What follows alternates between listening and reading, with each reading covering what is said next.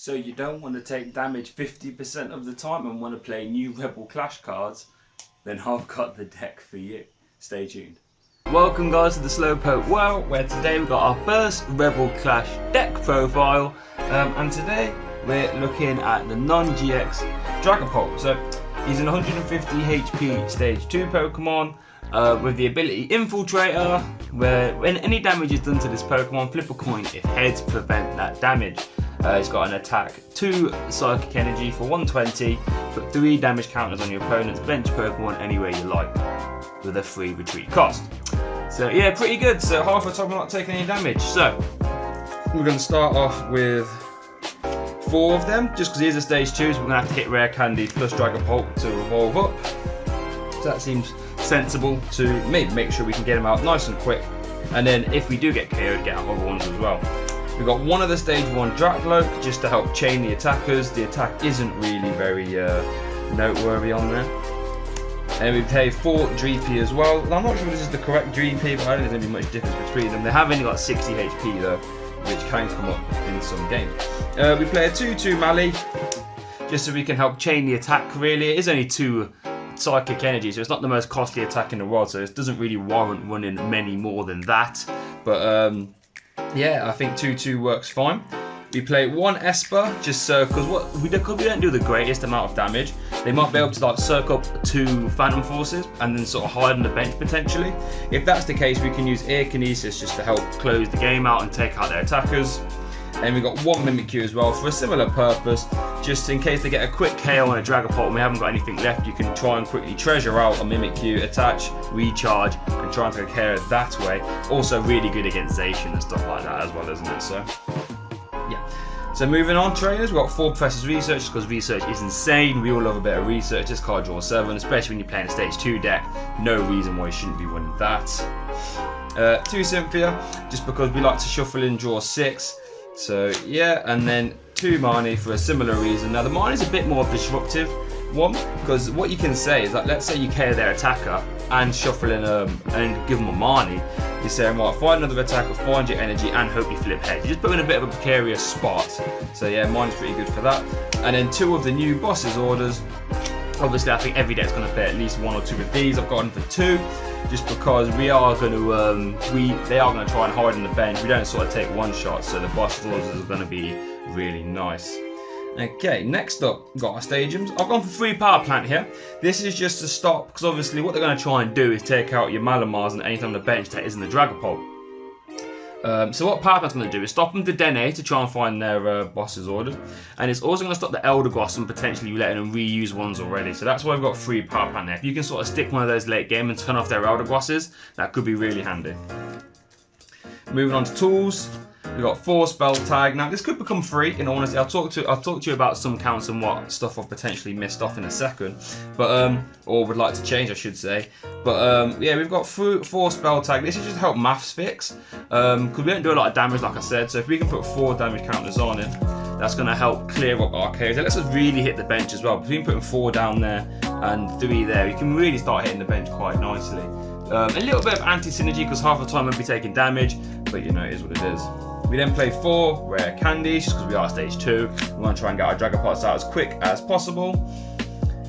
4 Mysterious Treasures, because we're an all-psychic deck, so you'd be mad not to run treasures. Now here's some counts like I could potentially flip-flop the more I play the deck. We've got 3 Quick Ball and 2 Instants. You could also go down Pokemon communication routes as well. I don't mind that, but we don't play the greatest amount of Pokemon. So I don't like the idea of communication, because communication lets you grab anything, but you have to have another Pokemon in your hand.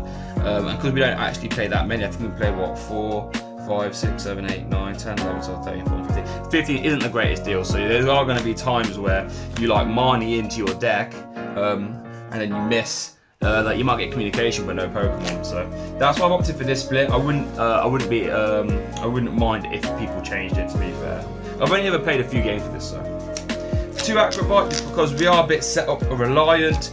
We are stage 2, so sometimes you're going to have to be digging for your rare candy pieces and all that jazz. Now, 2 air balloon, not float stones, which couldn't find my air balloon. Air balloons, I should say. But that's just because we've got Mallies. They got a 2 retreat cost. Everything else has a 1 retreat cost. Dragapult actually has a 3 retreat cost. So you're just going to pop them on your Mallies. So if they try and bosses order stall you can just say no to that. And then 1 ordinary rod. Now the ordinary rod in here mostly is so you can, if you have to get rid of your Esper or Mimikyu, you can try and put them back in, because these guys are like the only sort of way to quickly close games. So if we have to bin them early, we won't be able to get them back. So that's why we play that. Because we've got a full 4-1 4-line of Dragapult, we shouldn't really want out of them. And I guess if they Grinch out Mallies and Inkays early as well, you can get them back with that. Okay, then for our energies, we've gone for 3 horror energy. Now, I'm not. This has been quite good, but I'm not sure because there's like a bit of anti-synergy here, right? You got because horror energy is when your Pokemon is attacked, it takes damage. You put 2 damage counters back on attacking Pokemon, but half the time we're not taking damage. So, but I guess what it does do between the horror energy and the spell tag, and then the sprinkling from the baby Dragapult, you can actually manipulate damage a lot of ways. So I do quite like 3. I'm not quite fond of 4, but 3 does seem to be quite nice. And then riding that list, we've got 1, 2, 3, 4, 5, 6, 7 basic psychics. Again, probably not the highest you've seen in Malamar, but that's just because we only attack for 2. We don't really need to like recharge 3 a turn like we do with a more conventional Mali list. So yeah, like some changes I wouldn't mind. You can probably do something like that if you find as if horror energies aren't really to your liking. Like I said, you can flip flop on the search count. I'll probably always keep treasure at 4. You could potentially change a spell tag for like another support. I could see that, or another acro bike. You could also run stuff like Nihilego. He was actually in the list for the longest of times. Never really used him though, because what I found with him, you either like have loads of Dragapults up, keeping flipping heads really well, and then in which case they should be getting to 2 prizes, or they just steamroll you really fast anyway. So that's why I've opted to take Nihilego out. But yeah, this is the starting list. I played about 4 or 5 games of it. I do like it. There might be room in there for some work, but this is a very good starting list I found for baby Dragapult. And I think it's an archetype that potentially might be getting overlooked, because if you start flipping heads, you know what I mean, 120 damage is enough to where we're pressuring, and then with all the bench hitting as well, it can add up quite fast. But thank you guys for watching. Make sure you stay tuned to the channel, like, comment, subscribe, because I will be getting out a lot more Rebel Clash decks soon. So thanks for watching guys, and I'll see you next time. Hey guys, thanks for watching that video, much appreciated. Really hope you enjoyed it. If you did, please don't hesitate to subscribe. I try and put out as much stuff here as I can. Full deck profiles plus games, topic conversational pieces regarding anything in the TCG. Check out my Twitter, check out my Facebook. That's where you get most of the updates, sort of see what's going on behind the scenes, all that good stuff. Also check out the SoundCloud for the full bi-weekly podcast. If you're interested, if you like the conversational pieces, go check that out. But yeah, thank you so much for watching, and I hope you have a good day.